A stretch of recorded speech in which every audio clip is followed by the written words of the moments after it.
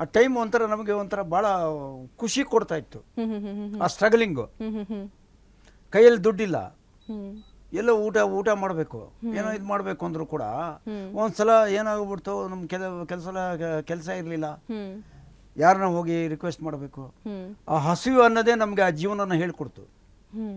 ಅದೇ ಒಳ್ಳೆ ಟೈಮ್.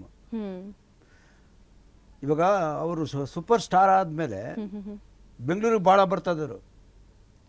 ಯಾರು ಶೂಟಿಂಗ್ ಇಲ್ಲ ಅಂದರೆ ಇಲ್ಲೇ ಬರ್ತಾ ಇದ್ರು. ಅವ್ರಿಗೆ ಸ್ವಲ್ಪ ಹುಷಾರಿಲ್ಲ ಹೋದಾಗ ಸ್ವಲ್ಪ ಕಮ್ಮಿ ಮಾಡಿದ್ರೆ ಅಷ್ಟೇ ಹೊರತು, ಇಲ್ಲಾಂದ್ರೆ ಬೆಂಗಳೂರು ಅಂದರೆ ಭಾಳ ತವ್ರ ಮನೆ ಇದ್ದಂಗೆ ಬೆಂಗಳೂರು ಅವ್ರಿಗೆ. ಅವಾಗ ಏನು ಅಂತ ಹೇಳಿದ್ರೆ, ಅವ್ರು ಬಂದು ನನ್ನನ್ನೇ ಕರೆಯೋರು, ಈ ಥರ ಡಿಸ್ಗೈಸಲ್ಲಿರೋರು. ಡಿಸ್ಗೈಸ್ ಅಂದರೆ 32 ಹಲ್ಲು, ಹಲ್ಲ ಹಾಕೊಂಡ್ಬಿಟ್ರೆ ಮುಖ ಹಿಂಗೆ ಇದಾಗೋಗ್ಬಿಡುತ್ತೆ, ವಿಗ್ಗು, ಹಳೇ ಕನ್ನಡಕ ಬೇಕು ಅಂದ್ರು. ಅದು ತಗೊಂಡ್ಬಿಟ್ಟು ಮೇಸ್ಟಿಕ್ ಹೋಗ್ಬಿಡೋದು. ಸೂಪರ್ ಸ್ಟಾರ್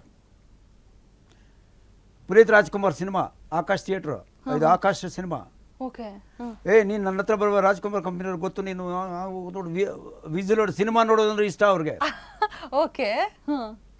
ಬಾಬಾ ಸಿನಿಮಾ ಫೇಲರ್ ಆಯ್ತು, ಬಾಬಾ ಹೋಗಿಲ್ಲ ಸರಿಯಾಗಿ, ಇಲ್ಲೇ ಬಂದಿದ್ರು.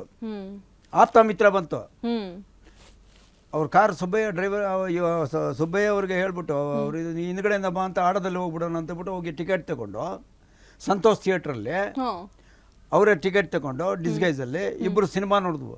ಹೇಗೆ ಮಾಸ್ಕ್ ಹಾಕೋತಾ ಇದ್ರಾ? ಹೇಗೆ ಗೊತ್ತಾಗಲ್ಲ, ದಾಡಿ, ಕನ್ನಡಕ, ವಿಗ್ಗು, 32, ಆ ಮುಖ ಹಿಂಗೆ 32 ಹಲ್ಲಿದೆ, ಒಂದು ಹಲ್ಲಿ ಹಿಂಗೆ ಆಗೋಗ್ಬಿಡುತ್ತೆ. ರಜನಿಕಾಂತ ಅಂತ ಗೊತ್ತಾಗಲ್ಲ, ಅದು ಸ್ಟಿಕ್ಕು, ಹಳೆ ಲುಂಗಿ, ಆ ಥರ. ಸರ್ ಅಲ್ಲಿ ಸಿನಿಮಾ ನೋಡಿದ್ಮೇಲೆ ಈ ಸಿನಿಮಾ ಆಪ್ತ ಮಿತ್ರ ನೋಡ್ತಾ ನೋಡ್ತಾ ನೋಡ್ತಾ ಒಂಥರ ಆಗೋಯ್ತು. ಪಕ್ಕದಲ್ಲಿ ನಾನು ಕೂತಿದ್ದೆ, ಒಂಥರ ಡಿಫ್ರೆಂಟ್ ಆಗಿದೆ ಅಂತ ಹೇಳ್ಬಿಟ್ಟು ಅಪಾರ್ಟ್ಮೆಂಟಿಗೆ ಬಂದ್ವು.